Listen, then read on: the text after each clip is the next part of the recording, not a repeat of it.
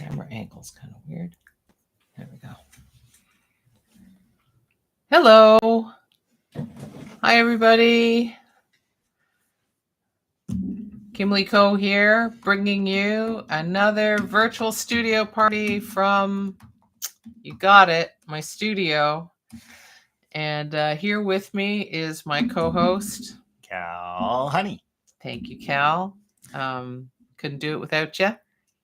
I really couldn't. Neither could I do it without you. He set everything up for me today. Bless him. Please say hi in the chat and let me know how you're doing and all of that. I hope you're enjoying that spring has sprung. If you're in our neck of the woods, I saw that someone I know on Facebook posted her daffodils blooming. So that's quite a happy time of year when that starts happening. You may notice I have some new specs. So I decided to go for a bold choice this time. They're pretty out there and funky, Miss Kim. Why, thank you. So what color are they? Yeah, they're actually kind of a blue-violet, and they're transparent, but it's hard to see without the right lighting. So yeah, I don't think I can convey that today. Right. I've put makeup on today a little bit because and I see it hasn't helped as much as I'd hoped to cover up the dark circles and bags under my eyes, because I am working very weird and strange and long hours on my exhibitions that are, one of them opens tomorrow. At Art Gallery in Mississauga. At the Art Gallery of Mississauga in Mississauga, Ontario. And what's that exhibition called, Kim? And it's called Viewfinder. It's a pun. It's Viewfind Her, and it's a pun on the viewfinder part of the camera, because it's a show of 7 women photographers. And my work, I'm launching a new series there called My Father's Things, which is a it's about my dad who passed away last year, and me very carefully and precisely kind of documenting some of his personal effects. The prints are oversized, so there are 7 large photographs there of shirts, as it happens. And that sounds odd and mundane, and it is mundane, and yet by the same token, shirts worn by the same person for decades, and mended by and him, worn, and like worn out in places, and the labels alone are worth checking out. The labels are great, and you've folded them carefully, like they were folded. Carefully, but not store-like. Folded like you'd fold something to put in your drawer. Would, yeah.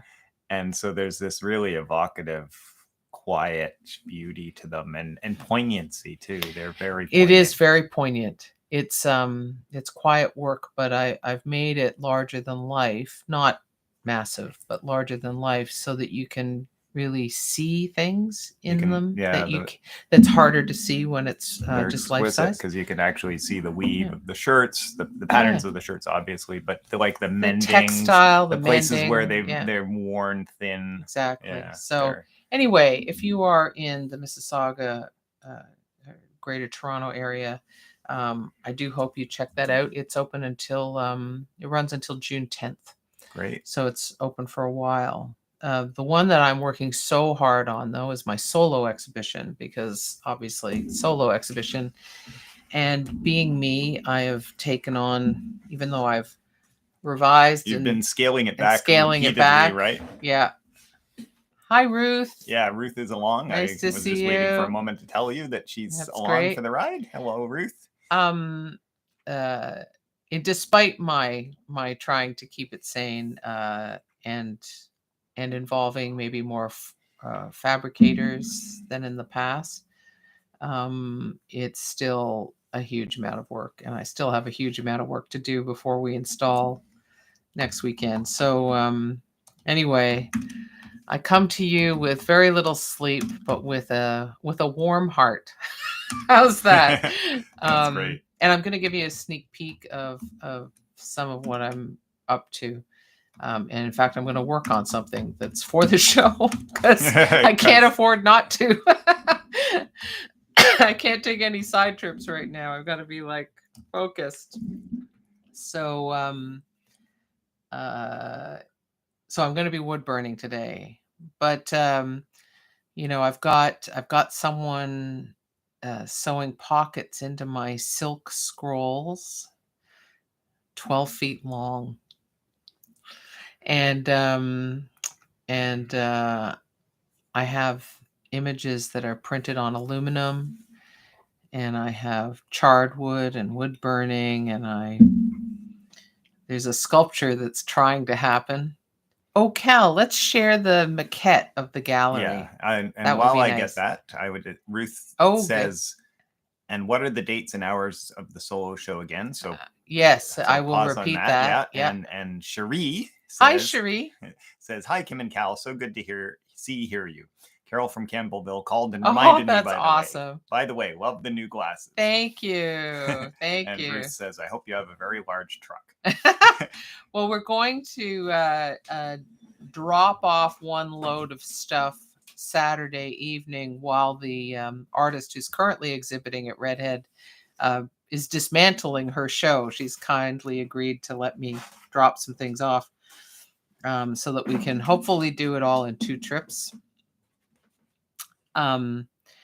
Before we show the maquette, I will answer Ruth's question. So the Redhead Gallery in Toronto is at 401 Richmond Street West, which is right just off Spadina, just east of Spadina, in an old factory building full of galleries and all kinds, and a fabulous coffee shop and all kinds of great creative enterprises and so on. And its regular hours are Wednesday through Saturday, noon till 5. And I am going to open it up on some days or times that it's not normally open, but those will be announced on social media, and I will try and get them up on my website as well. But Instagram is the best place to check. But if you're not on Instagram, of course, you can always contact me through my website if you're thinking about going, but you don't know when to go. And my website will soon have all the information. I currently have a new blog post up that's about the Redhead show. So please do check out the new blog post. It's been a while since I posted to my blog. So yeah, your support is always greatly appreciated. And okay, so that answers that. So before we do this, do you think it would be better to have the overhead camera for looking into the, or is it better? I'll just tilt it. Okay. I don't want to make it complicated. I'm going to stay on face view for a little bit longer. So Cal, bless his heart, made me a 3-dimensional maquette of the gallery.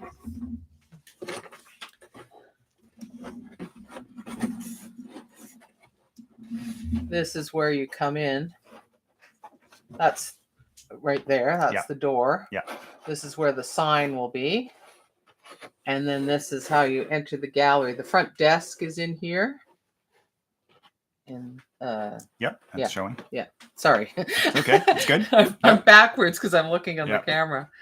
And yeah, we're sort of planning the sculpture installation. These are flapping around, but they'll actually be attached to the walls. There are my scrolls. Oh, they're sliding. Why don't you hold up one of those scrolls? Yeah. So in this scale of gallery, this is how big the scrolls are. But they're made out of silk, so they're very floaty and transparent.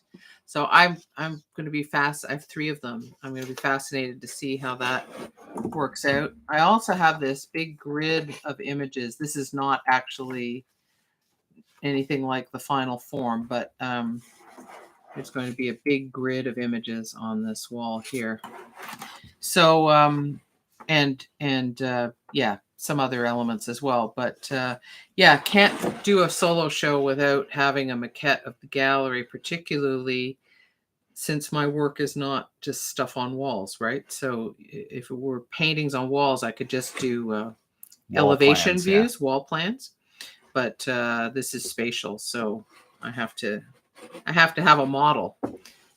Where do I put it afterwards? That's a good question. So anyway, I don't know that I think I've maybe shown that maquette to one other person. So you guys are getting a quite the exclusive little view of things. But how are you guys doing? Put the maquette on display, right? Yeah, yeah. Ruth says, "Oh wow, that's cool. Callan is exacto, Yes, it's true. It's true. Yeah, he's good with that. Although I was pretty slapdash with this one because we needed it quickly. He was so slapdash. He used his dullest blade. And what dates does that show run? The Redhead Gallery show runs from May 4th, so that's a week from this Wednesday, to Saturday, May 21st. So, yeah, and it's noon to 5, Wednesdays to Saturdays, except for the special days or times that I'm going to open it up outside of that. So stay tuned. It will depend on a number of factors when I can do it. I wish I could plan it in advance, but some things have come up that have kind of messed with my so regular schedule, right, Cal? Yeah. Anyway, so there are things that are outside of my control that I have to accommodate, and so yeah, but I will be announcing them on social media when I'm going to do it. So once I've got the show installed, I'll be able to think more clearly about that. Yeah, first things first. Get the show. Yeah, get the work done. Get the work made. Get it installed. Install the work, and then I can think about stuff like that. A momentary breather, and then start planning additional interesting things. Yeah. Talks or times when you're in the gallery to speak to people, to walk them through it. That's right.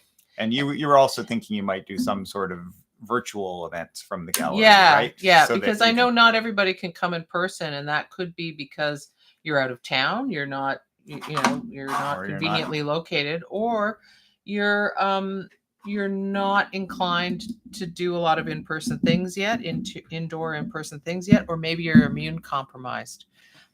Totally get it. A mask is required to visit my show because we have immune compromised people we have to be concerned about. And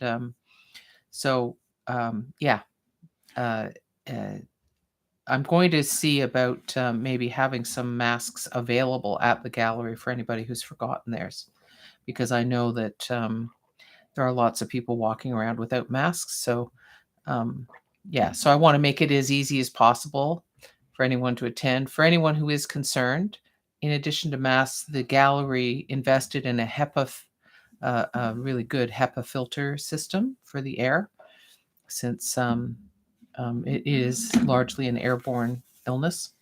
So anyway, so there are precautions around that, but and there's going to be an opening reception, an actual in-person opening reception on Saturday, May the 7th, so the first Saturday of the show, from 1 to 3 p.m., although the gallery is open 12 till 5. And right, so it will be open before that and after that. Exactly. Yeah.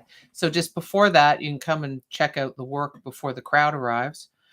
And I will obviously talk about the work, and I may do a reading. Yeah, who knows? There may be dumplings to eat. We'll see. And why dumplings, Kim? Well, Chinese dumplings, of course. So if you're watching your gluten, take a break from that and pay the price for a day so that you can eat some dumplings. Yeah, I would be feeding you Cantonese chow mein, because that was the thing my father always loved to order when we would go out for a meal. But it honestly does not work as a gallery opening food. No, it's not really. It's not finger food. No, dumplings are nice and contained. They're suitable for finger food. So yeah. So I think the last time we had the virtual studio party, because of Easter, it's just been such a long time since the last one.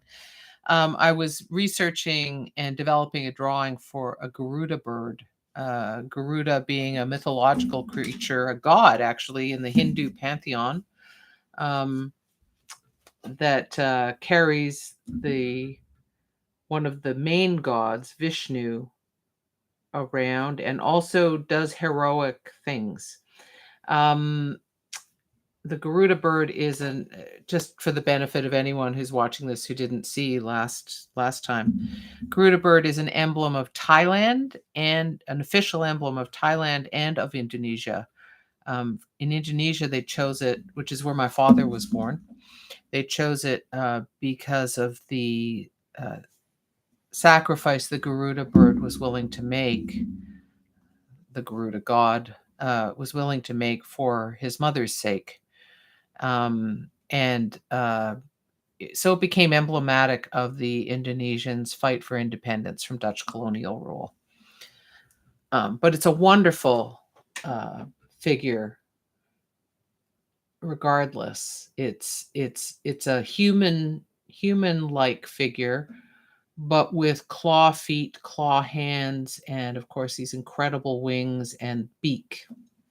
So I have not drawn garuda birds in my past. I think I might have sketched one once because my mother had a bunch in the house. But I needed to do that for this project. So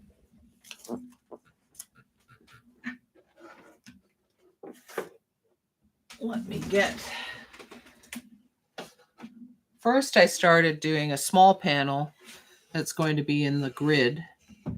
It's expressive, non-objective wood burning on this wood that also has its own marks, is part of the wood grain. So that was fantastic to work with. And there was a funny thing I discovered when I was doing this. If you know me at all, you probably know that drawing is was my first medium, my first love, and I love expressive mark making drawing. So wood burning is my latest vehicle for that. But it's funny, I drew it vertically, but then I realized I've drawn a landscape. If I just change, it's glaring terribly. Why is my face underexposed and the artwork is hopelessly blasted out? Like, what is that about?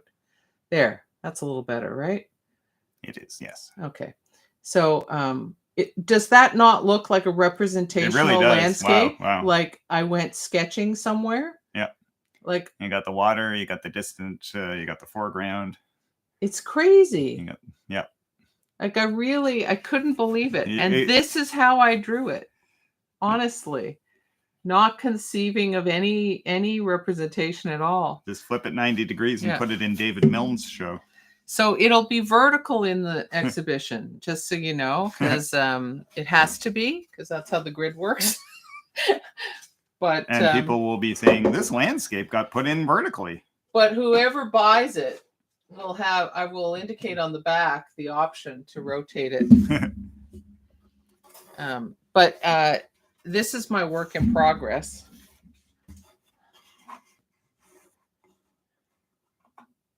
All wood burning. And it's tricky to get those soft tonal marks and not have them just totally scorch on you. But yeah.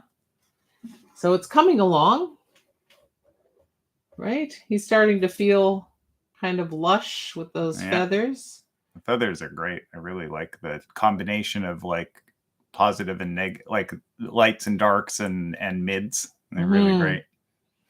Cherie says, definitely your left brain was in full gear in terms of the landscape there. Yeah, crazy, eh? Yeah, so this is what I'm going to work on today. But I thought maybe I should share this. I'm getting a whole lot of stuff printed on aluminum. And how exciting is that? Which is very exciting. It's a new thing for me. So I had this little artwork. I had them print out on different surfaces. And so this is on aluminum. And you see how reflective it is. So the fiery imagery actually feels almost more fiery because of the way the light catches and reflects in it. It's hard to explain. This is the thing about physical objects, right? Whoops. It leapt from the shelf. Sometimes there's no substitute for seeing the physical object. Seeing photodigital and photography imagery printed on the aluminum is a completely different experience than seeing whatever photographs I post of them. There's one large piece that it's too large to bring over to show you, but it is absolutely transformed by the fact that it's on aluminum, and I'm endlessly fascinated by it because of what happens with the changing light conditions. So yeah, so that's that. All right. Did anyone bring anything to work on yourself? Yeah, what are you guys going to be playing with today? Let us know if you're working on something, or if you're just hanging out or whatever. Is cool too. Yeah. I didn't get word out as much in advance as I planned to, or posted on my group pages, but I just feel like it was an accomplishment getting a post done at all. So bully for me, right? Yeah. Cheers. Oh, but I'd love to hear what you're up to.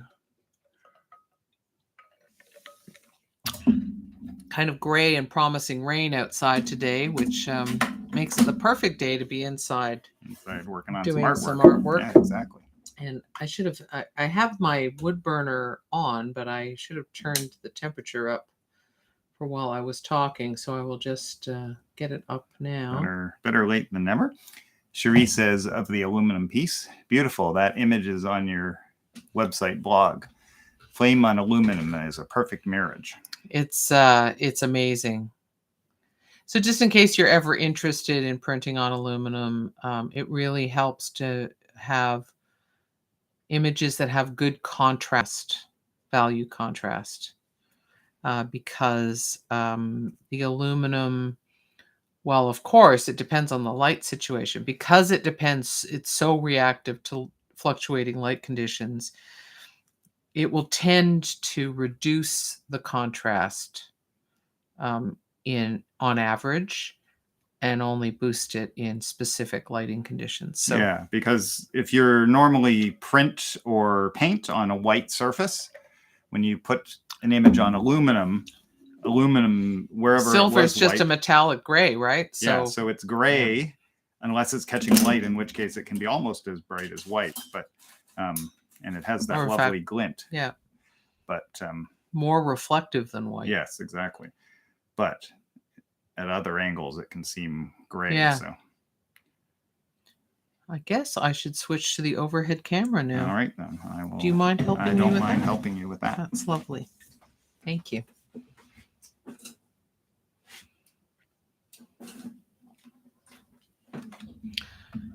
Don't worry about the blackout. It's just Kal preventing you from getting seasick. There we go. That's good. I don't know. I feel like the light's not bright enough or something. Why would that be, though? Well, that one has a warm light. We need to switch it to daylight. But turn up the... Yeah, that would be good. Okay. So what I tend to do is I lean my... This is a 16 by 20 inch board. And so it really helps if I lean it tilted on my laptop. My laptop's up on a stand, so it gives me a nice angle to work on so I can see it properly. And I did sort of rough in graphite positioning the garuda, but it's so very roughly, very, very roughly. But it's funny how it, I started drawing the head and then realized the whole thing was going to turn out differently than I imagined, because the head was somehow bigger than I'd imagined. So I thought I was going to get the whole leg in and the foot. But I like this scale. I like the fact that he's way too big to be contained on this panel. And so his feathers are going off. No, it gives it drama, I think, actually. Yeah. Coming in from out of frame and just can't be contained by the frame. So. And I think I'm going to leave the negatives very, very clean. That's at least the intention I'm going to start off with. Yeah, well, you can figure that out. See how it goes once I've developed more of it. But yeah. Progress from the knowns to the unknowns. Exactly. So as far as what people are up to, Ruth says she's working on a large collage. Way to go, Ruth. Whoa. I like that. Using painted tissues, knee-deep in tissue paper. Oh, I love boy. it. I love That's it. Great. And Cherie says, in between pieces, looking for inspiration. I did a laser print on Kazuke Japanese paper. I finally went to the Japanese paper place you introduced, and I'm hooked. Yes. Oh, it's a fabulous place, is it not? Dangerous, wonderful place, and they're so lovely and knowledgeable there. They are fantastic people. It's like a quiet oasis of exquisiteness. Yeah, exactly. That's a beautiful description of it. So shout out to all the lovely people, Paula, Sigrid, Nancy, and I'm sorry I don't know the names of anybody else there at the Japanese paper place. A place I was planning to go to before I got knee deep in my shows, but life circumstances meant I had to edit my activities. So I plan to be showing up on their doorstep after my shows, because I'm probably going to want to just like do some drawing, like actual physical drawing, not Procreate, not Photoshop, just not physical drawing. Yeah, charcoal, ink, water soluble graphite, that kind of thing. Keep it ultra low tech and. There, you see what I just did there? I darkened the edge of that feather, and now I've got more drama, which I'll say. I was thinking it needed. So that's the first thing I'm doing today. Because I like the richness of the different activity between the rows of feather, but it was a little too blended in. So just the edge. I tried completely new tips, new style of tips for this drawing, and I'm very happy with them. I'm able to get a lot more out of them. I use the wire type of tips, nibs, I guess you call them. This is the kind of wood burning tool it is, and it allows the nibs to heat up faster than the solid brass nibs do. Also to cool down faster, which is sometimes good and sometimes annoying. This wood panel I'm working on, it's not one of the, I had a bunch made by the wonderful Day and Night Woodworking. Phil. What's Phil's last name? God, I can't remember. I should remember. He's such a love. Yeah, that's it. Thank you. Kal, my auxiliary brain. It took me a while too. Yeah.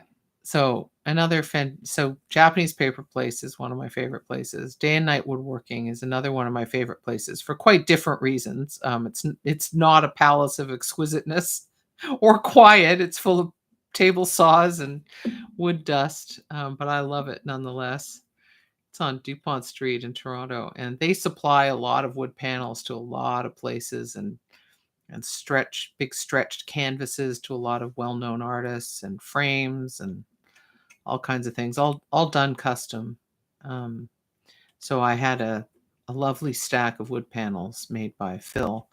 But this particular one, I didn't get any 16 by 20s from him because I only needed a few and I already had some. And the wood is, I sort of forgot that it was quite hairy, like it needed a little more sanding. So what happens is that this, of course, burns any loose fibers that are on the wood on the surface, and means that carbon builds up on it. So I have to give it a little wash, Wipe the wipe. carbon off it. Yeah, because if carbon's in the way, it prevents the heat from transmitting. You don't want a carbonated tip. No, I don't, dear. You're right.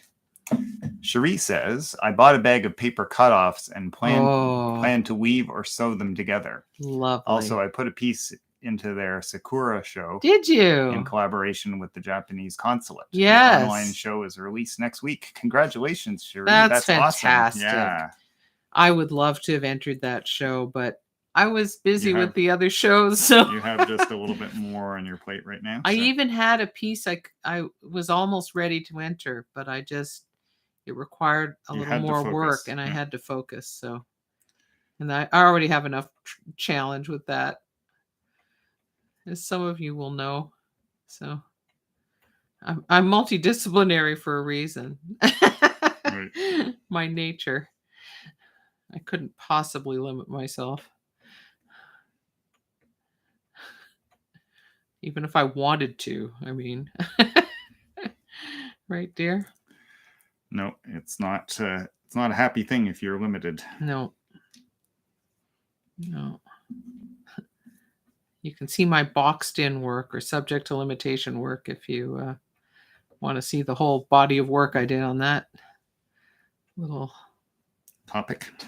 Yeah.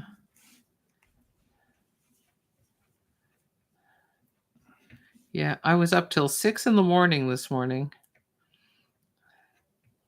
That's pretty late, Kim. And, oddly, one of the things that I'm doing a lot of for this show, although there'll only be very small evidence of it, is writing. I've needed to write. I think every show I have, I actually need to write more and more. Each body of work, anyway. And this one's really required a lot of writing, but it's also very personal subject matter. So I think that's, grief and love and the ephemerality of all things, eh? So it's pretty much bubblegum and popcorn, this show. But that's also, it's not to say it's a total downer of a show either. I hope it'll be moving. It's very much not, I think. It is. I hope there'll also be, I think that there are many beautiful things in the show, and points for contemplation, and surprises too. Like I think some of the things are going to be really surprising once they're installed and you see them in real life. I think I'm going to be surprised, and that's one of my main goals, surprise myself. There, now I've got another feather edge darkened, and that's definitely looking better. Oh, good. I said to Kal yesterday when I was working on this, do you think I'll have this done in time for the show? And it's sort of like, well, whatever state it's in, it's going in the grid. Because drawing on Indonesian craftsmanship, traditional art forms, and imagery, it's so, and really Asia's so like this, the traditional stuff. It's so elaborate, it's so intricate, and because of the effects of modernism on our life, which was about distilling and simplifying and stripping away and editing, it's shocking how I do a level of detail and I realize, I need to do way more detail than that, and I need to go further with that, and I need more layers with that. Just talking about this piece, like I've developed some areas, but honestly, every bit of this would have development, and I'm going to have to figure out something for this sort of crown or headdress area, because it normally has a very intricate design in it that I can't even do with wood burning, I'm not a beginner artist, but I certainly am a beginner woodburner. And I don't exactly have the creme de la creme of woodburning kits. So, so yeah. And I don't have the time. Honestly, I could spend the rest of the week just doing, 6 square inches on this thing. So You could, but you probably won't. But I'm not. Not I'm this not week. going to. No, because I actually have a Whole bunch of a other mountain of things you need to do. photography I have to do for the sculpture installation. Is the burnt offerings piece that the title comes from. The title of the show comes from. And so I need to do a whole lot of photography for the burnt offerings.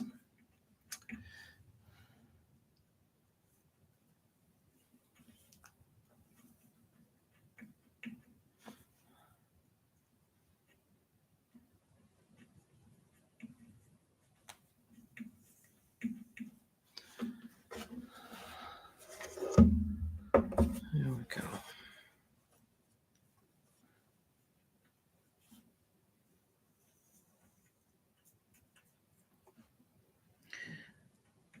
I recently got gifted a paraffin wax hand bath. I don't know. They probably have a slightly different name for it, hand spa or something.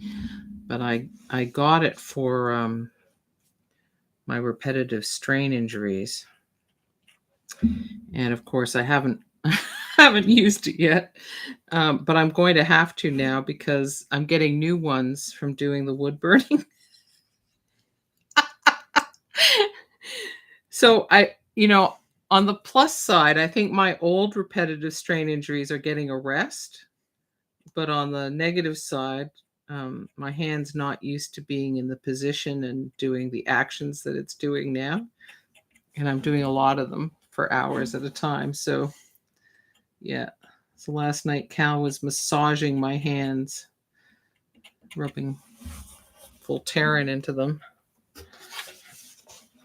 so that I could use them.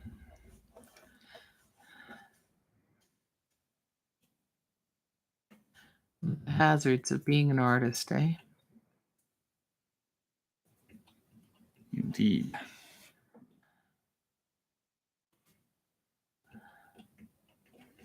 It is so satisfying, though, to do something that's because I've been doing a lot of photography and digital work for this show. It is part of the Contact Photography Festival, so I needed to make sure that it looked justified. But it is very satisfying to get really hands-on with tactile tools and materials. I'm such a tactile girl. I think changing up is really useful. Yeah, it's underrated. I love working on digital too. Sometimes it's like really wonderful to get immersed in a process, but then I think you start to get stale unless you are. Well, some people go deep with a particular thing, and so they just show up every day and they do whatever facets of that thing they need to do, but not me. One of the hallmarks of ADHD is that you need novelty or you're not engaged.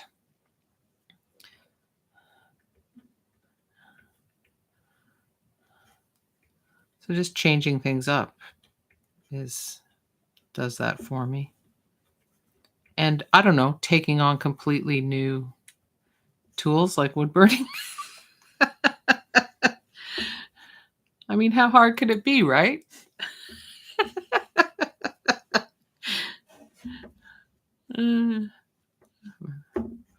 The other thing I had to do is I got new glasses because I finally went to an optometrist. Before COVID happened, I desperately needed to see an optometrist already. And then COVID happened. It was like, oh, well, forget that. So because it'll be at least a few weeks before this is over. Right? Because that's what we were thinking. Well, I thought the summer or something, right? But yeah. anyway, so I finally went to see a really wonderful optometrist in Port Credit. And yeah, going back there, that's for sure. And discovered that I've been having some issues with my vision. I thought, oh, fabulous. Just what I need is a visual artist to not be able to see things, even with glasses on. But it turned out that the problem was my tear film on my eyes was inadequate. So I take eye drops now, and it's made such a difference. Well, it's good when it's an easier fix, because so many times it isn't, right? Yeah. Whatever it is. It's been nice and easy. I'm also supposed to, at the end of every workday, put heat packs over my eyes. But the problem is it's hard to find the end of my workday.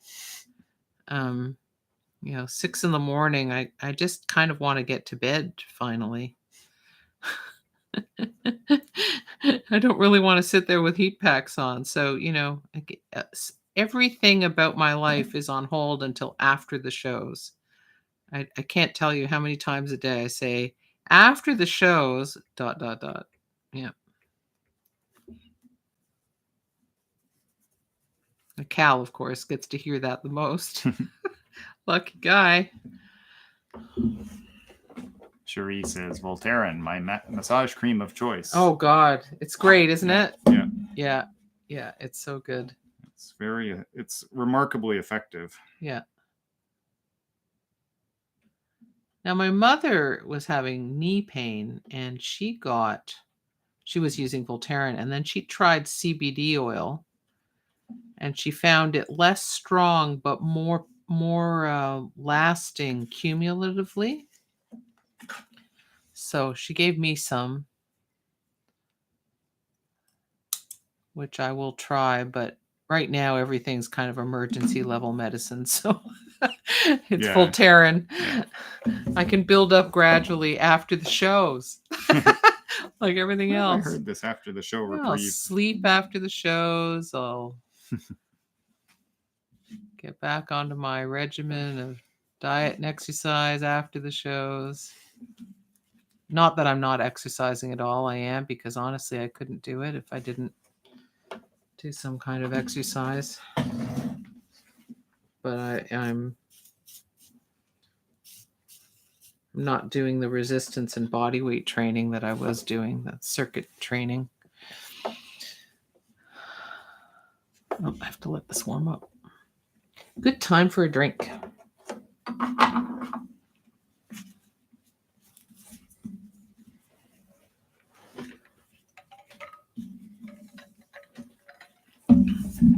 I think those going back to the Japanese paper place topic, I think those bags of kind of paper cutoffs that they sell are fantastic, because they can be used by so many different kinds of artists and craftspeople.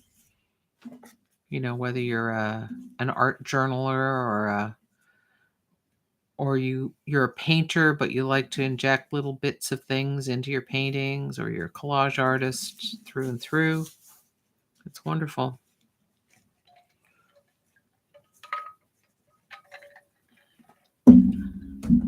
Or earrings.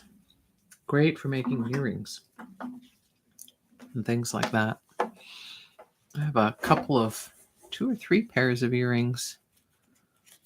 One that your cousin Mimi gave me, made of Japanese paper. They're origami. They're really lovely. And a couple others that are just flat, but the paper is so nice and the shape is nice. Whoops. Sorry about that loud clonk.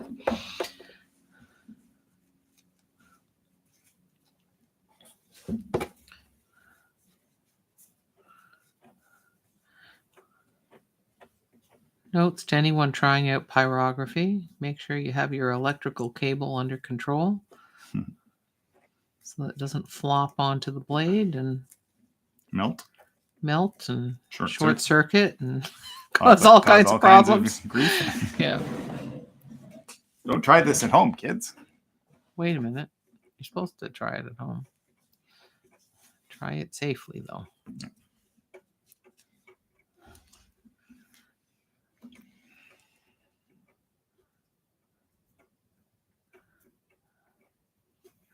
It's patiently built up work, this. Because if you're not patient, all you get are big scorch marks.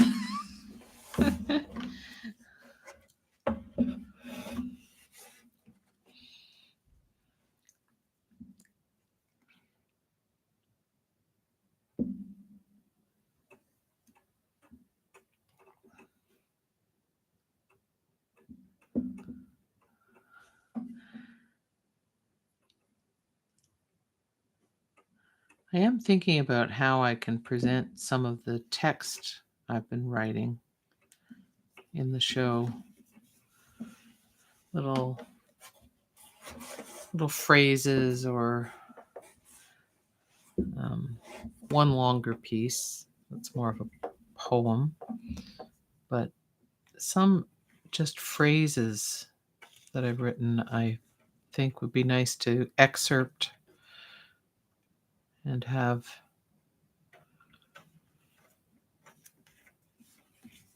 available for reading.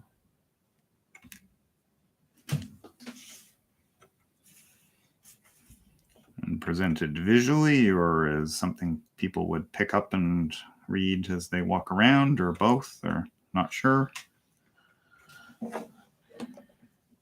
You know, if I could, I can't for this show, but it could happen. I would do something like fortune cookies with the phrases in them. So it'd be very different than a fortune cookies contents. Much more reflective. But it would be apropos for this show. You know, fortune cookies are a made-up North American thing, Chinese North American.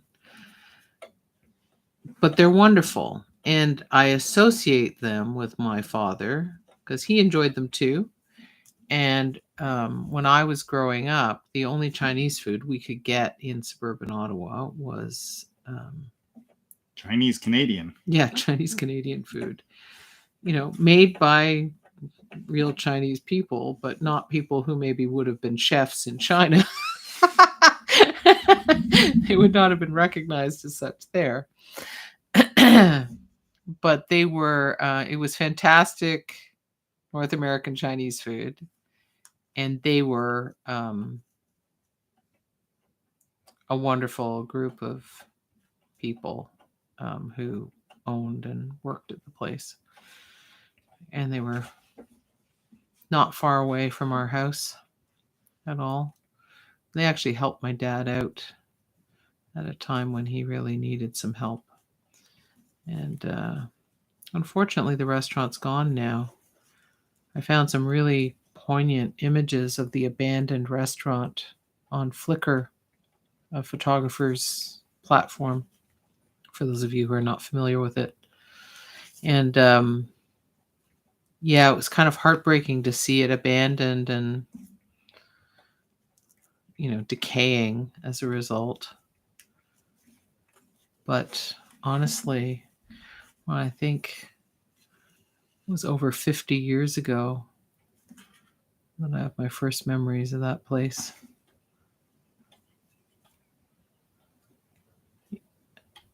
If the owners had children, they wouldn't have wanted their children to take over the restaurant. And I guess they didn't find a suitable buyer, which is a shame. Because it really...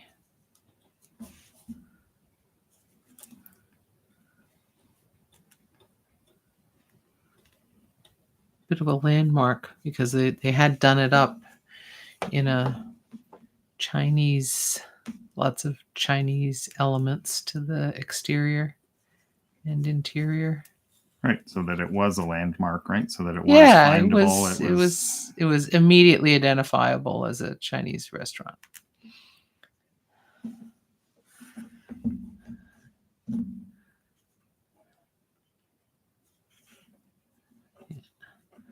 Yeah, no, we used to come to Toronto for real Chinese food. I posted on Facebook recently a photo from my memories, not of my dad and I in Chinatown, but it's of Chinatown in downtown Toronto and the Dragon Gates that are there. And it immediately transported me back to visiting Chinatown with Dad, wandering around, shopping, buying groceries, eating out, having dim sum. I can't really eat dim sum anymore. I mean, I can do it if I take charcoal capsules. And not too often. Yeah. As a rare treat. I should do that sometime, though, because cuisine is such an important part of culture. And whether you have language or not, cuisine is an important part of culture. If you don't have language, then it's like the most important connector you have with your culture. it certainly was my way into the Chinese side of your culture. Absolutely. Because, boy, it was delicious. Cal's eaten a lot of good meals at my family's get-togethers, whether at someone's house or out, but especially the ones at someone's house, really. Yeah, for sure. The variety and the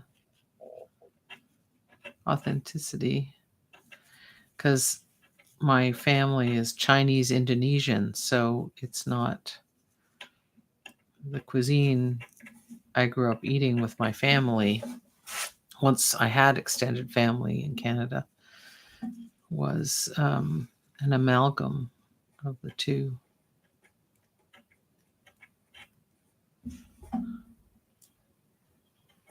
Heavily Indonesian, some Chinese.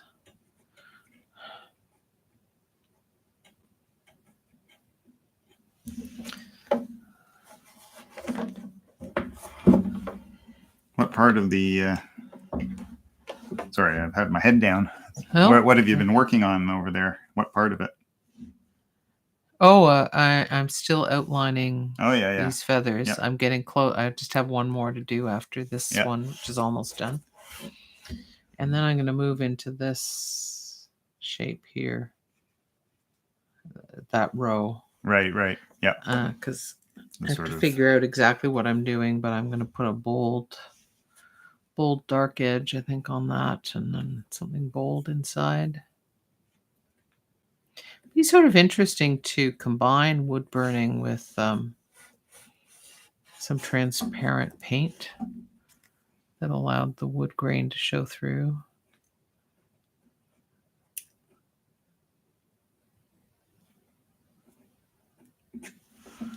I won't for this, but it's an idea. When we were teaching in Halliburton during the what was then called the SPA, Studio Process Advancement, and now it's Intensive Studio Program, or became later Intensive Studio Practice, is it? Yeah, Intensive. It's a better name for it. Yeah. But anyway, is it the first year that Susan was doing the wood burning in her work? I think so. Yeah, it was the first year. I think so. And anyway, one of the she was wood burning using a magnifying glass and the sun. And she talk had about slow, patient work. Welding goggles and sitting out there like getting sunburnt herself. Well, she fortunately had good skin genes that way. But yeah, sitting out in the sun on a hot day with their magnifying glass. Yeah. Trying to or making these artworks and praying fantastic, really. Praying for the sun that it would show up because she needed it. Yeah, so rainy days were not useful to her. Cloudy days were not useful to her. She must have, I can't remember, but she must have had an alternate aspect of what she was working on. Yes, she did. Yeah. Because you can't just let the days go by when they're No. not sunny. I hope she had a really good SPF on too. Oh my God, yeah. I mean, she had Italian heritage, so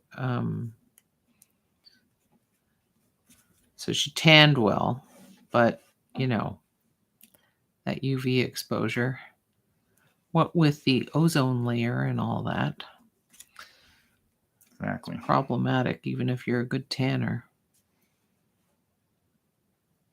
Reminds me of the first time I met my first uncle who came to Canada, my eldest uncle. And you know, I'd never met him. I'd never seen a photograph of him. Suddenly he was there at my house when I went home on the weekend. My parents were divorced at that time. My dad was living in it, and there was this strange, very tanned man with a very short haircut, super short haircut. Because, of course, equator, right? It's hot. A, you're going to tan, and B, you need short hair. Anyway, I just remember being amazed at how tanned he was and how soft-spoken. Yeah. My Uncle Ian.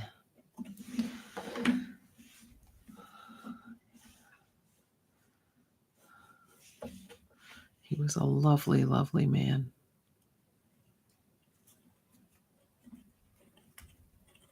Very gentle.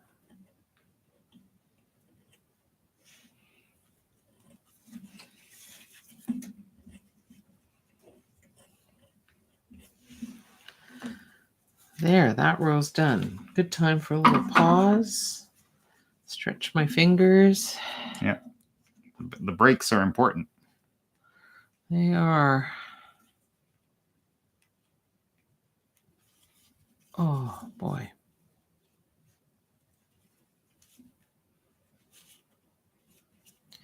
I can feel that all the way up my forearm.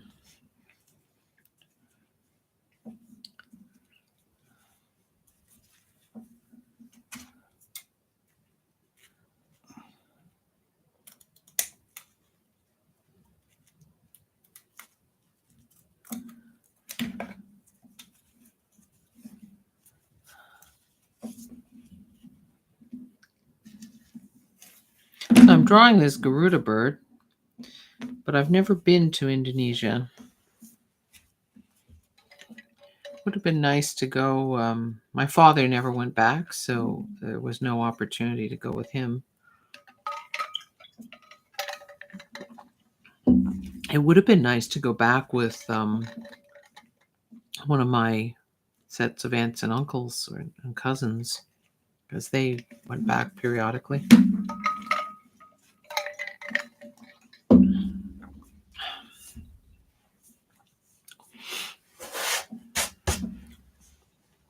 Someday, eh, Bunny?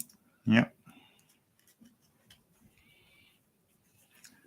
Indonesia has been upon occasion, well, more than upon occasion, but it just depends on the political climate too. Sometimes whether it's a good place to be traveling to, especially as a person with Chinese background. Well, I mean, I'm a foreigner. Yes, and you don't look as you. Oh. You have to look for your Chinese aspect, right? So people don't necessarily assume that you have a Chinese, that you're half Chinese, right? So. No, just when we went to Asia, we did do one trip to Asia together. There was violence in Indonesia at the time, and it was affecting my family somewhat, so I stayed away from Indonesia. We went to Malaysia instead, where I'll also have some family, and there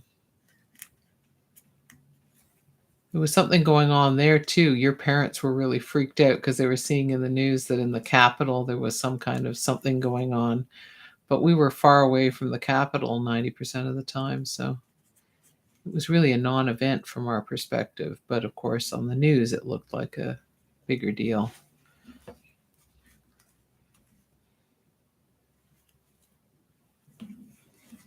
That's why it helps if you know people actually on the ground Who can who can tell you if, is this actually going to affect you as a person visiting or living there, or is it? Yeah, because there can be stuff that's not being reported and is like really, really problematic. Yeah. Or stuff Or it can be that's the opposite, right? Yeah, exactly. Where there's a lot of stuff going on around some major government building, but really literally nowhere else, you know? So.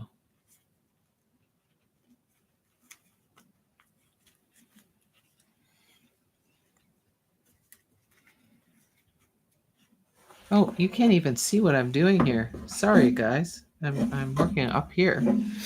I just noticed that it was off camera. Sorry about that. Yeah, so I'm just building up a dark border on this.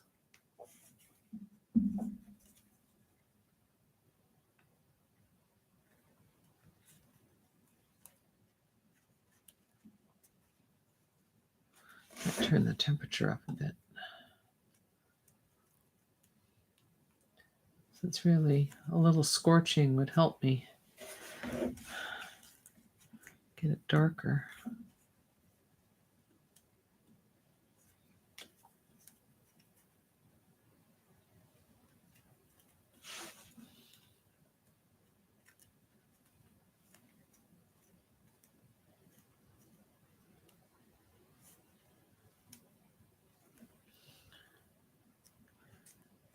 It can be very interesting taking on drawing or painting something that's in a visual language you don't normally use. I mean, I think that's one of the beauties of travel is getting introduced to. It's one of the ways you get introduced to a culture. Oh, well, especially as an artist, right? I mean, Yeah. you're looking like, wow, look at how this how they culture do that. represents this. Yeah. Or their use of pattern or color, so many different things. Like, yeah, they're very, you know, traditionally often pigments are from whatever is available, and also to some extent what the experiences of the of a place is, right? Like, even if you have all the pigments available, the light and the natural colors of flora and fauna and rock and so on, plus ancient traditions. Yeah. Like I was looking at something the other day and I thought, oh, it was some marketing, and it was made in Korea for a Korean thing. And I remember looking at it and thinking, those are such Korean colors. We wouldn't use that color scheme here to market a similar product. That's always fascinating. Like, wow, the colors, how foreign color sense can be. Yeah. The same color scheme might be used in China, but not here.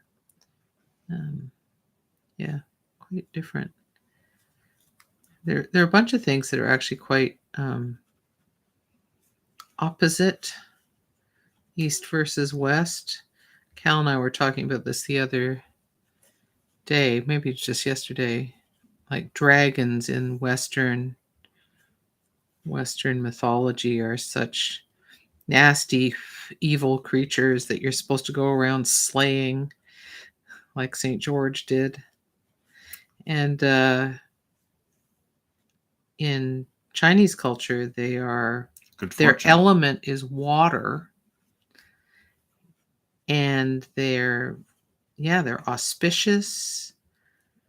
They're often found chasing the pearl of wisdom, I think it is. And if you combine, one of the very common imagery for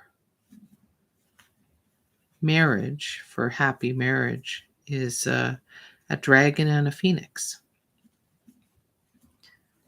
which balances the yin and the yang. The phoenix's element is fire, like the phoenix in Western mythology, but it is different. It's not born from the ashes, which is a lovely image, I must say. There is a phoenix. There will be a phoenix in my exhibition at Redhead on the big aluminum piece. Awesome.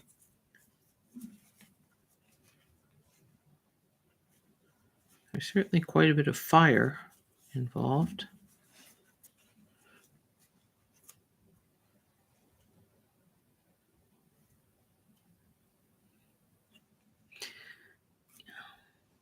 I have to get out my my propane torch again and get one more panel charred.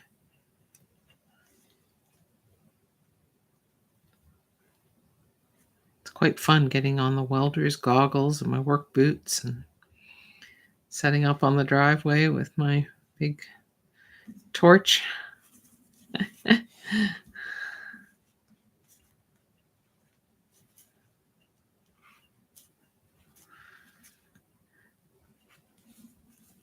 And we have some objects out in the backyard rusting, so you can look forward to that.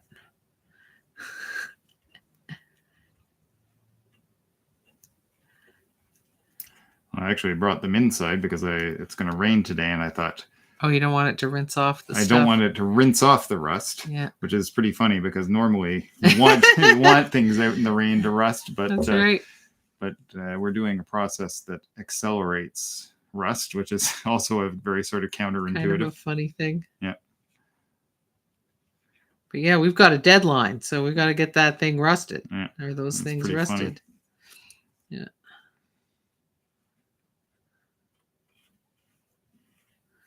And I will talk at my various talks and tours of the show about why I'm using these objects, which I'm not going to identify right now, and why they needed to be rusty,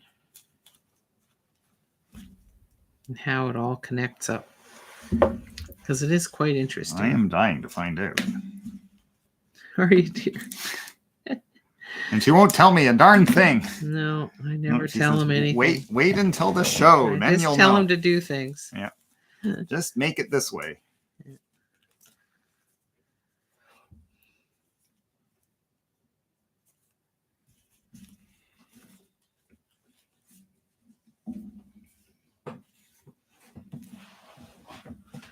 So the way I'm making this dark, I should just show you.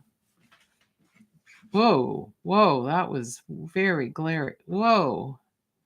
What is with the overreactivity to the light? Okay, let's see if I can get this to be less. Okay, Kim, put your hot tool down. Honestly. I was probably one of those kids that ran with scissors too. Let's see if we can get this to work better.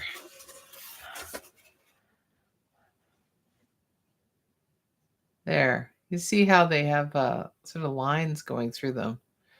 So as I move my around this edge here, as I move the tool, it naturally chatters like that in response to the grain of the wood.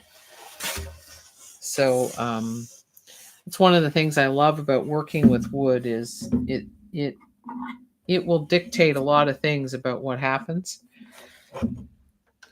because it's kind of alive in funny ways itself. The surface is not, it's not formica, let's put it that way. But also, if you're building things from it, it shrinks and expands and all of this stuff depending on atmospheric conditions. So that can be really annoying for people.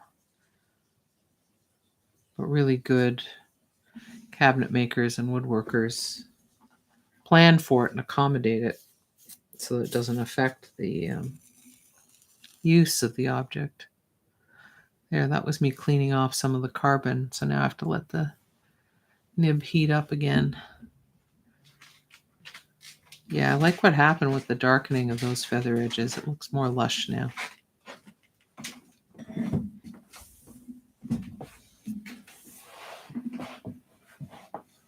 It's important to have some contrast when you have dense, busy areas. You need some way to get a little bit of clarity, and contrast gives you clarity.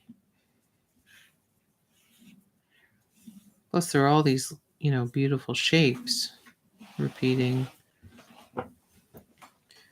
You don't get a sense of shape without contrast.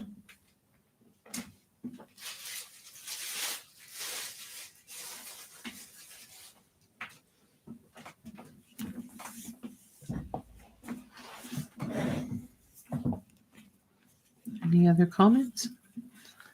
Not yet. I think everyone's happily at work, right, everybody? Right. Well, and Ruth's got that big collage. Too bad I haven't seen Marg on here. She said she was going to come today, but I hope everything's okay. But maybe she's just not on the chat. That could be. Yeah. If you're out there, Marg, hi. Yep, we're sending hugs. Yeah. Well, sending hugs to everybody. Yeah. Right? Hugs to everybody. Yeah. Hugs all around. On the house. Best wishes for healing. To Marg.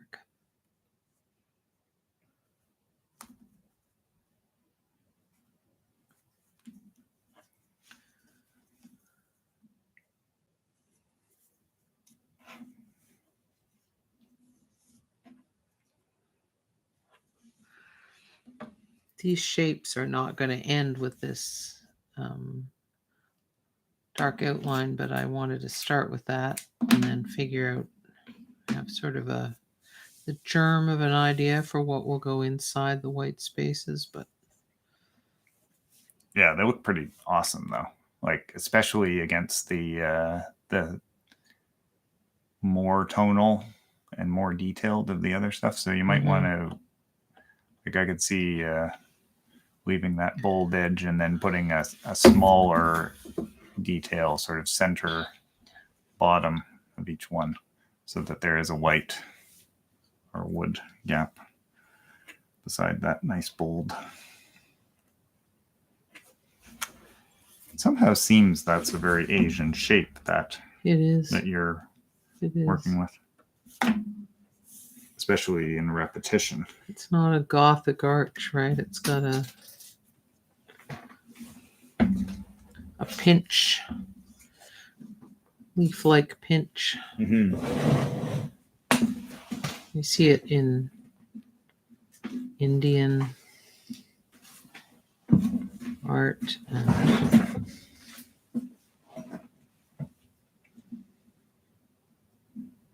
Southeast Asian and East Asian too. Like I'm thinking of depictions of lotus flowers and so on, because the lotus petals I think are like that. Yeah. So that's another thing. Different cultures, you get different shapes based on the flora and fauna of the region. And some things that are universal, like, yeah, you have like a lotus. Circles are universal. For example. No, well, what I was thinking, for instance, is like, I think lotuses are only available in certain or are only native to certain places, but clouds are everywhere, right? And clouds look very different through a traditional Asian lens than a traditional Western lens. I remember that's just water. Yeah, exactly. Water patterns are beautiful, but sort of unexpected. It's like, oh, that's a representation of water. Okay, I guess I can see that. And probably they would say the same thing of our representations of water. Boy, this is meditative. Doing this repetitive thing slowly. That's good. Cuts down on the anti-anxiety medication, eh? That's good.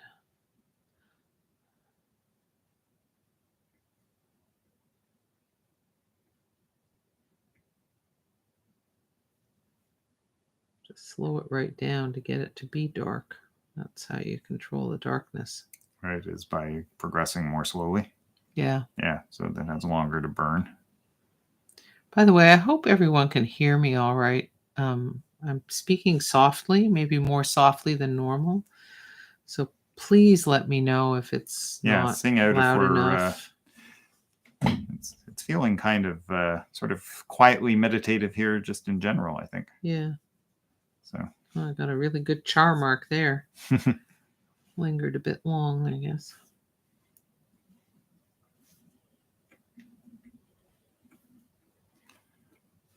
linger burns.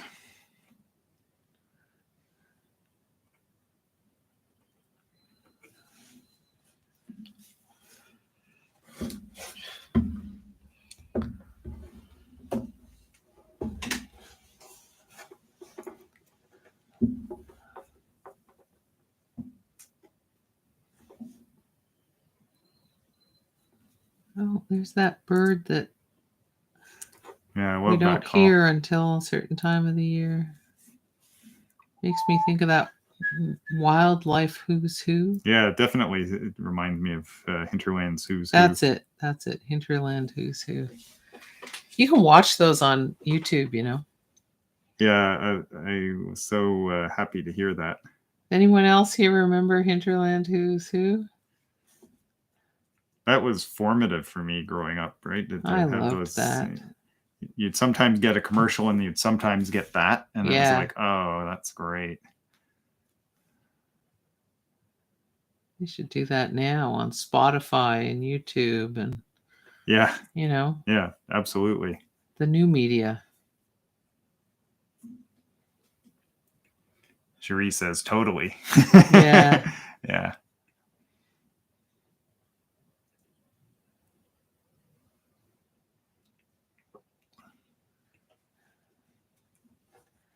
I also, so that's the Canadian thing that I remember and how appropriately Canadian. And then another thing I remember from the US, I guess it was on PBS, they had the Schoolhouse Rock. So they had grammar rock and math rock, you know. Conjunction, junction, what's my function? And they had songs about like grammar things. I do not remember that, but that's awesome. And but nor.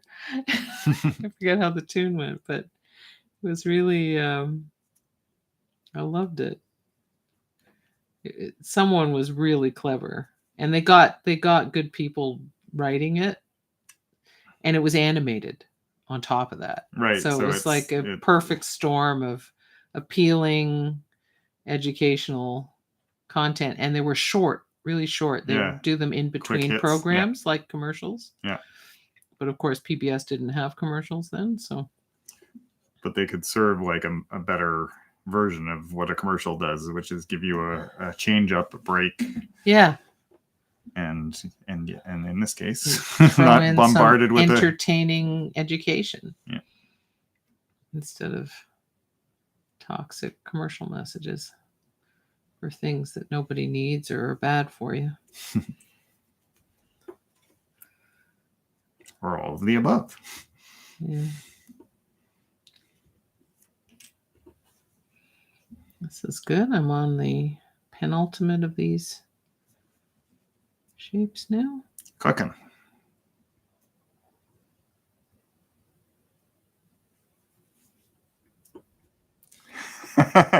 Cherie says, junction was my fave.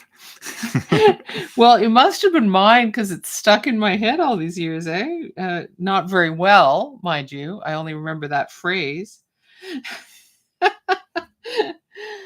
Oh, but again, you can watch those. As I recall, I came across them on YouTube. And I thought, oh, these are even better done than I remember them. You know? As I said, I don't remember them. I'm having conjunctive memory failure. Just don't get conjunctivitis.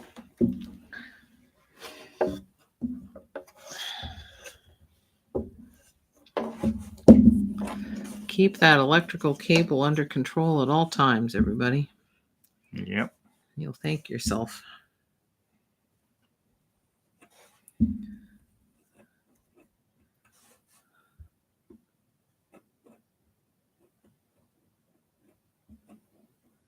So I was going to leave these feathers white, but it's occurred to me that what I might do is put some tone in the shaft. Center, yeah.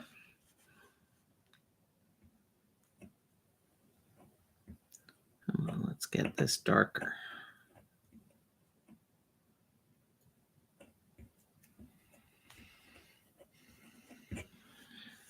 It has a will of its own, you know. It starts burning and depressing at a weird angle, and then you can't move it in the direction you want to move it, so you've got to lift it out. And it's sounding problematic, Kim. Well, it's just you've got to learn to deal with that. Learn to work with with its nature. Learn to work with the tools you've got, right? That's it. Or the ones you bought. I must have too much carbon on this. The carbon insulates the heat, so less effective. It's like getting a dull blade. Anything but that, please. So press this, stretch my fingers. Oh, it's good.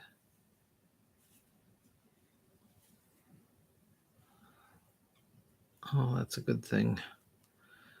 It's good to have these breaks.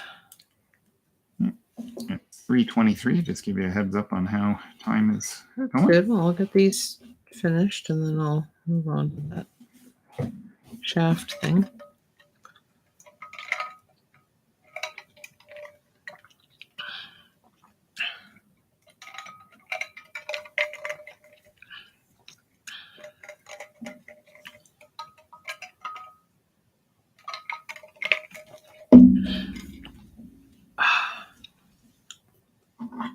Refreshing.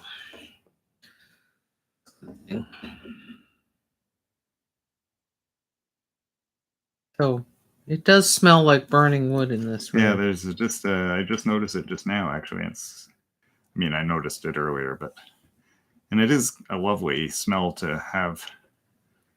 It is while you're working. I mean, it's hardwood, so it's like lovely smell of a hardwood fire in a fireplace. Really tiny. So is birch considered a hardwood? Yeah. Right. Is it like a faster growing hardwood compared to other ones? It's fast growing as poplar. Right. That's why poplar is so popular as a lumber, right? It has a short life. The trees have a short lifespan. They grow really fast, but they. Right. Remember when I was growing up, our next door neighbor, our backyards backed onto a really big, busy road, but we had deep backyards, so it wasn't oppressive or anything. But they planted a whole row of poplar trees across the back because they were fast growing, and so even when I was a kid, they were really tall. In the 60s, they were really tall. And it was built in the 60s, so. Yeah, so they got that quickly, but they probably had to. Yeah, I'm sure they had to replace them before now. Or the people who bought their place did. Whatever, yeah. Yeah. My parents planted rose bushes, kind of like wild roses, but then never pruned them. So they just ended up being rosebush skeletons in the end, I think.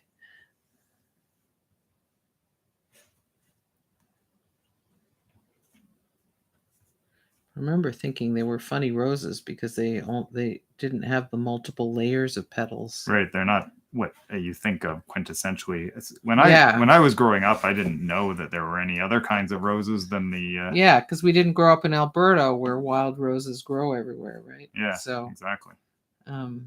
yeah, so it was more like those.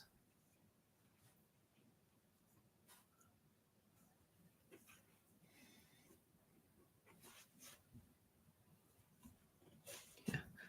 It's funny to think of my mother was very young at the time when they bought that house. And so, young enough to still be forming in pretty basic ways. But yeah, she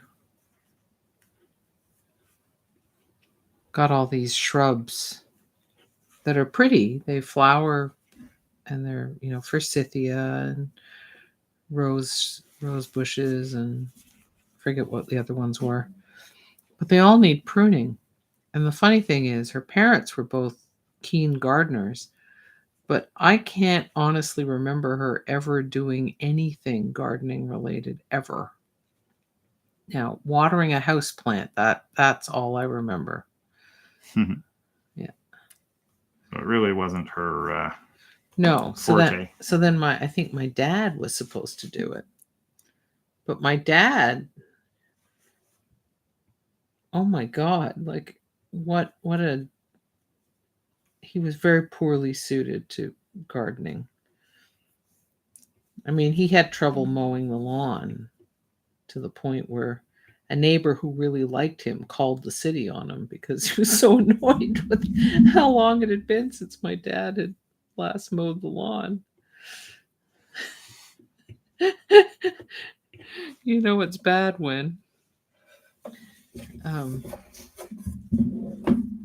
my dad didn't take it personally. You would have said, yeah, I guess it needs cutting.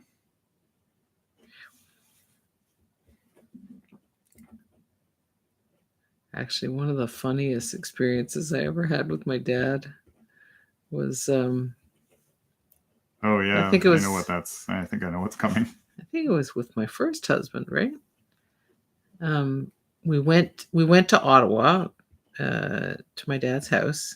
He was in Toronto at the time, visiting his wife because they were a long distance marriage for a while, and so we had the run of the house, and that was great.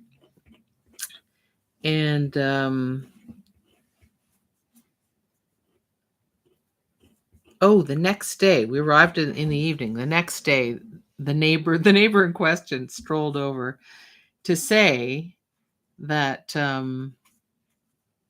he had called the city, and I guess we got a notice of a fine that Dad would have to pay unless it got the lawn got mown. Now, the lawn was quite large. Front, there was front and back, and it was actually fairly large property. Not a country-sized property, but a lot of lawn. And it had been a long time. So the backyard, there were probably nests in the grass. It was meadow-like, right? It was meadow-like, yeah. The front yard was less meadow-like, but it was still very long. And so there was no way I was going to take my precious, short time off that I had from working long hours and spend it mowing my dad's lawn. So the neighbor guy said he knew someone who would mow the lawn for, I think it was $20, $25, something like that. It was like, a bargain for the amount of work it was going to be. Maybe it was even $40, but honestly, $40 would have been a bargain. Anyway, so I called my dad and told him this is what we were going to do. And he got in his car and drove from Toronto to Ottawa to mow the lawn to stop us from paying someone less money than he would have spent in gas getting to Ottawa.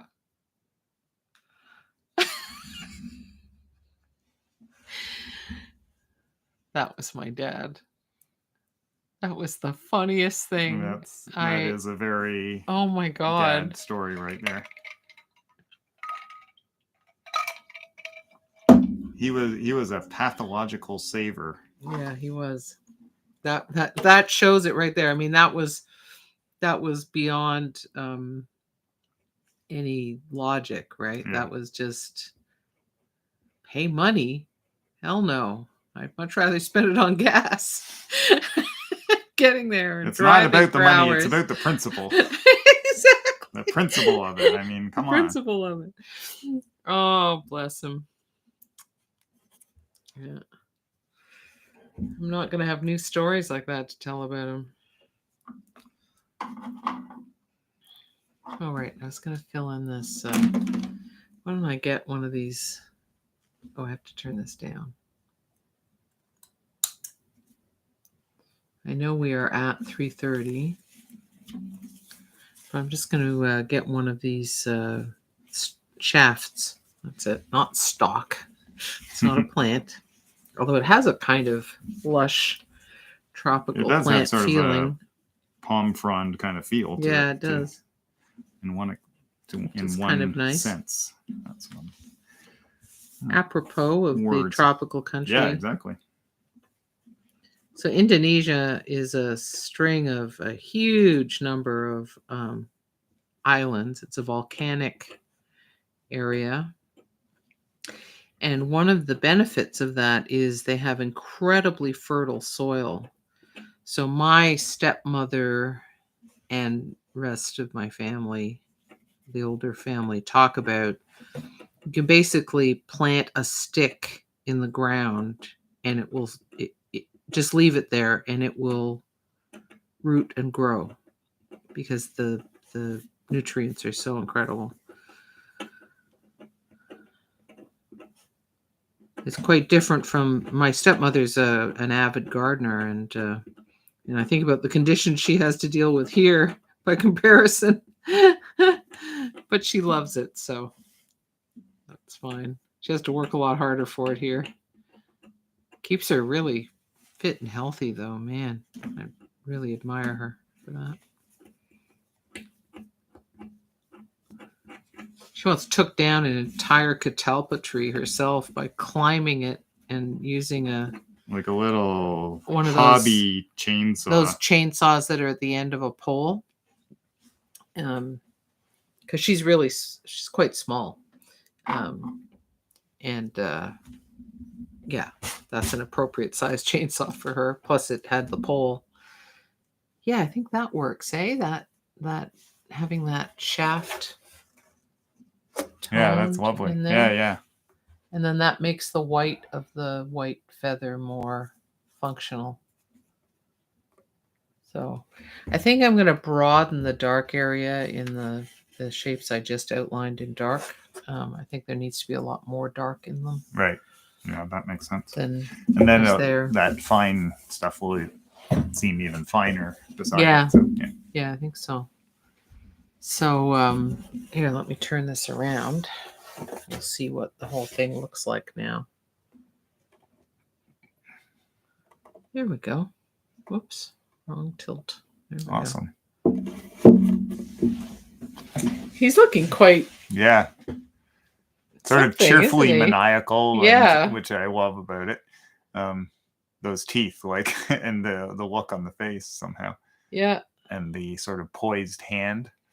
Yeah, and that seems to be the traditional way of having the hand having it, which makes sense. It's sort of connected to the fact that he's a winged being.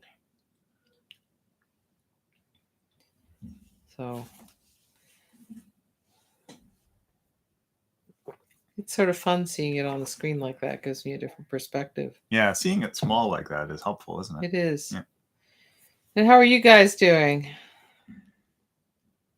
I've just been doing some tedious mending, but it's mostly done now, which is good.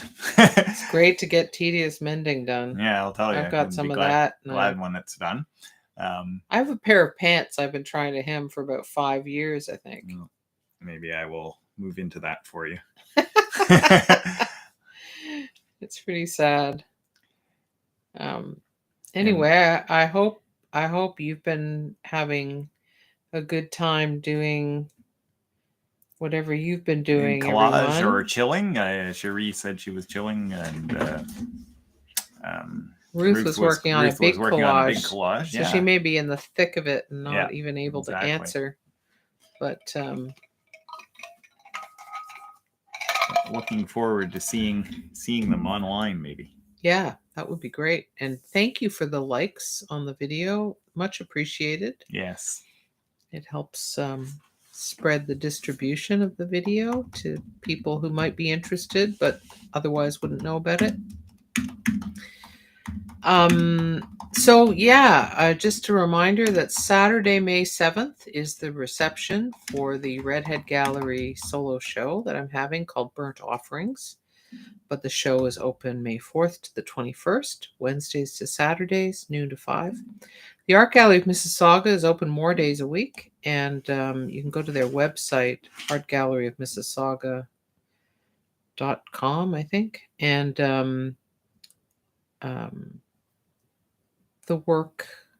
the series that I'm showing is very poignant, and the 7 of us do quite different work. But Peggy Taylor Reid, who's my colleague at the Redhead Gallery, she's also in the show, and her work and mine, I think, have a nice relationship to each other. So yeah, I hope you get to go, and if you do, please let me know what you thought, how you felt. It's always great to hear that. Yeah, I'm not sure whether they will have an official guest book or not. They might have a digital one.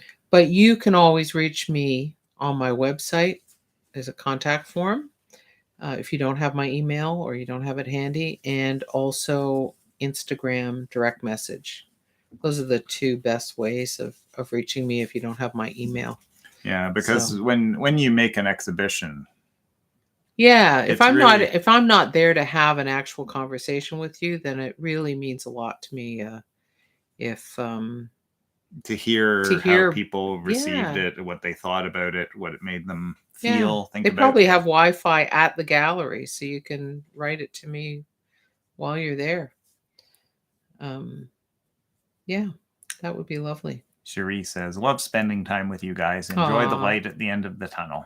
Thank you so much. Yes, we're looking forward to it. It's good to be reminded that there is one. Thank you, Cherie. Yeah. I appreciate that. I can only look one step ahead of myself, so it's hard to remember that. But there is a light, and I know that once it's up, I'm going to be really pleased to share it with you. I'm really looking forward to sharing this work with people who are able to visit it.